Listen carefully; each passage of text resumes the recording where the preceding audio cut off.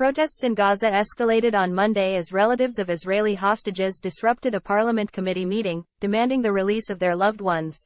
A grieving mother shouted, "I want my son alive, not in a coffin or a black bag," during the intense protest in Gaza. Dozens of captives were released in November, but the government refuses to negotiate another trade, leaving over 100 hostages in limbo.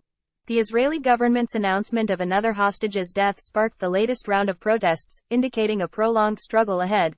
Israeli officials predict months of continued fighting, while Hamas insists on a ceasefire before considering the release of more hostages.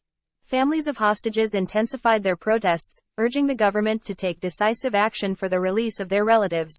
A protest tent was set up in Jerusalem, with families vowing to stay until the government reaches a deal to free the hostages. In a separate incident, families of Israelis killed in a music festival attack by Hamas gathered to plant trees at the site, aiming to honor the victims. The tree planting event, organized by the Jewish National Fund, symbolizes resilience and the commitment to staying strong in the face of tragedy.